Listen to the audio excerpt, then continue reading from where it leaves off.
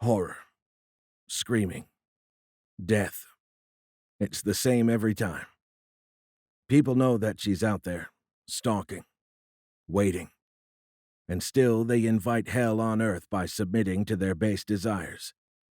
Killers, rapists, abusers, the hearts of men and women first, if you believe the Bible, are driven by carnal desires that leave a wounded string of victims in their wake.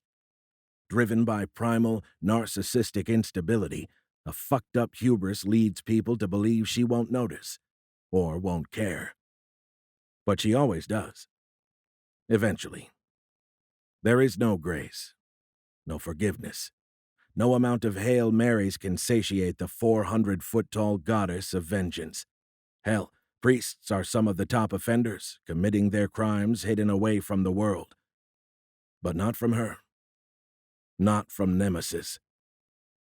My job is to predict her movements, and through aggressive detective work, determine where she's going and who her next target is. Not so we can stop her. We can't. But with enough notice, we can clear a path. Or even better, serve her target up on a silver platter. Like we did today. I can see him far below, tied to a post atop the breaker wall. All coastal cities have them now. Giant walls meant to absorb and deflect tsunamis. Atop the wall is a post where the judge awaits sentencing. It's the same every time. Death. I felt bad at first.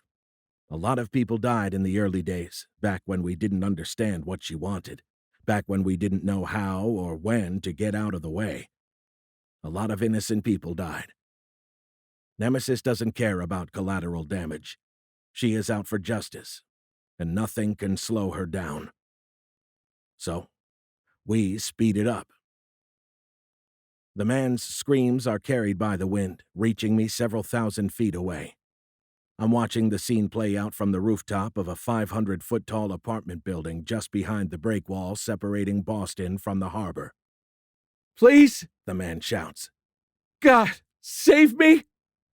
"Keep screaming, asshole," I say. "God can't save you now." It's cold, I know. His death is going to be a nightmare. But I've watched it hundreds of times before. I'm numb to it. Indifferent to the pain of people so addicted to their vices that they'd put the rest of us in mortal danger. Fuck them. They deserve it. When the man's raspy screams are cut short, I turn my gaze out to sea. It's impossible to miss. The ocean is rising up, rolling toward us.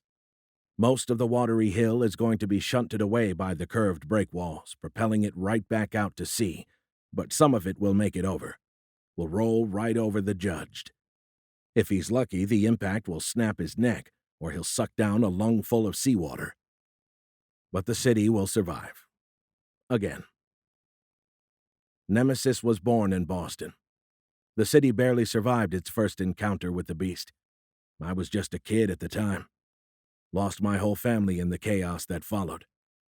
I spent years of my life dreaming up ways to kill the monster as it made its way around the planet, but the world's militaries threw everything they had at her, including nukes, and she came back for more every time.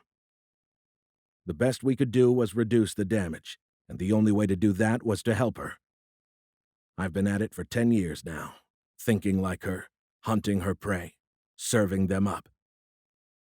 I wanted vengeance. Now I'm her lackey. I'm not thrilled about it, but the world is a safer place because of my work. The downside is that I'm the goddamned angel of death. My face is known worldwide. Some people think that I choose who Nemesis targets. Making friends is tough. My fellow agents at the FCP steer clear. It's a lonely life, but I was made for the job. By Nemesis.